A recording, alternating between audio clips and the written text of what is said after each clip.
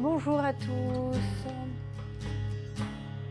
Je me présente à nouveau, Caroline Vion, historienne, écrivaine et qui est conférencière, guide et qui a notamment coécrit une bande dessinée qui s'intitule Histoire de Bordeaux, parue en 2012 aux éditions Grand Sud. Et pour ce troisième épisode, comme je vous l'ai annoncé dans la vidéo précédente, j'aimerais vous parler du négoce au XIXe siècle. Alors, on sait tous que Bordeaux fait de l'excellent vin, mais il y a quand même quelques petites anecdotes qui m'ont donné envie de vous en parler aujourd'hui. Alors, au lendemain de la Révolution française, ça aussi nous en avons parlé à la vidéo précédente, Bordeaux a repris le chemin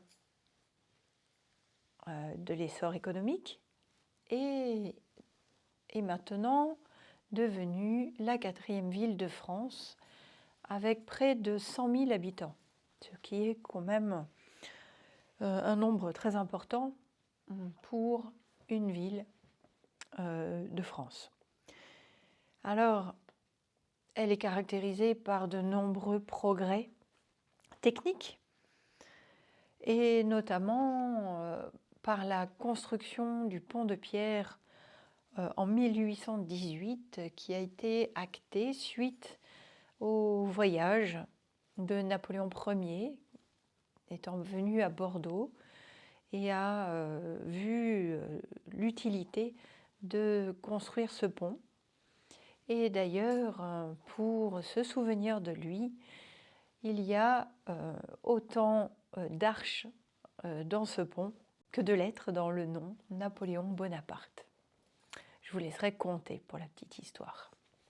Voilà. Et cette construction a permis le développement sur la rive droite de façon plus considérable, notamment dans le quartier de la Bastide, qui a été enfin rattaché un peu plus tard. Ce sera en 1866, rattaché à la ville de Bordeaux.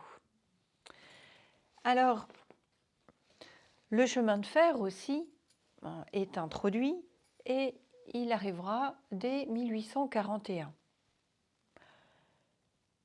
Je vous l'ai dit, l'économie redevient florissante à la toute fin du XVIIIe siècle et au début du XIXe siècle, pardon.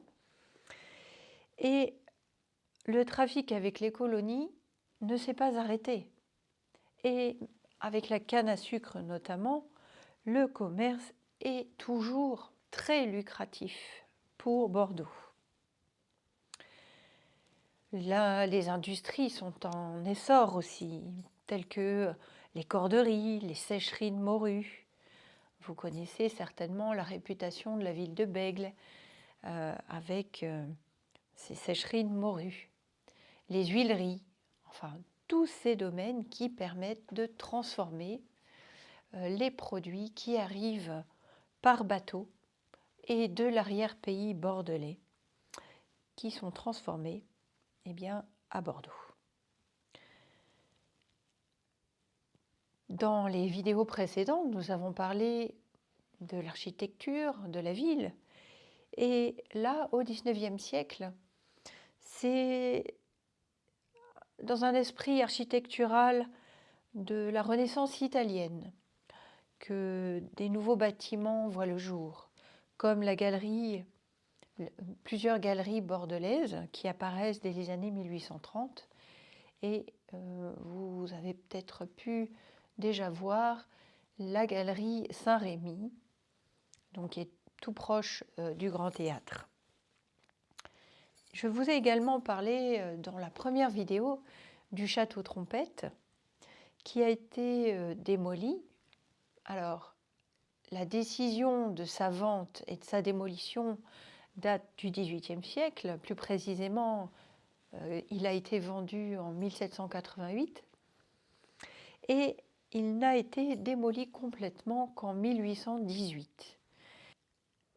En conséquence, en lieu et place de ce château trompette, a été construit un hémicycle des quinconces, voilà, où aujourd'hui c'est actuellement encore une grande place où se déroulent de grandes manifestations. Donc il y a aussi des bâtiments qui s'inspirent de temples grecs.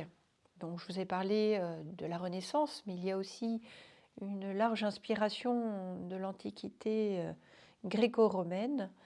Et par exemple, nous pouvons voir le temple protestant qui se trouve au Chartron.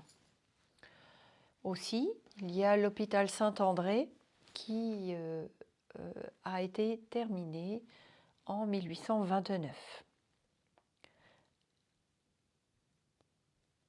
Alors, ces grands projets d'urbanisme ont bien évidemment pour but d'améliorer la circulation, mais aussi c'est dans un souci d'hygiène. Bordeaux en avait largement besoin puisqu'elle était encore assez étriquée dans ses anciennes formes, dans ses formes les plus anciennes. Et c'est pourquoi des rues ont été percées, les faubourgs ont été développés, transformés tour à tour.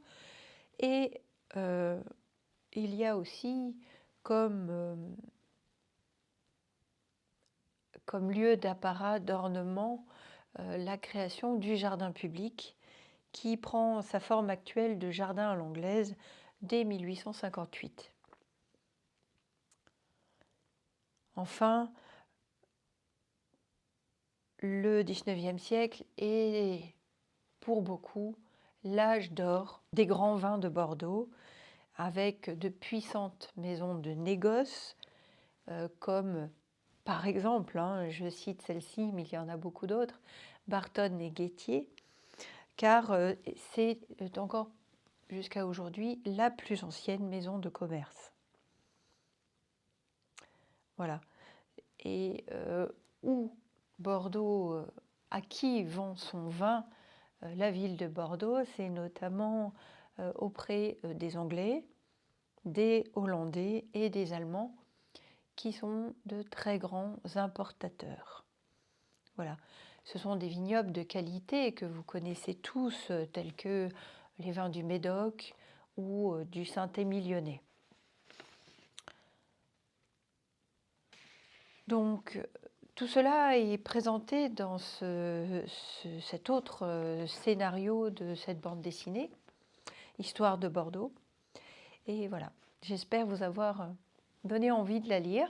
Je vous remercie pour votre écoute et je peux déjà vous annoncer le prochain sujet qui portera sur le destin singulier de la ville entre les deux guerres mondiales.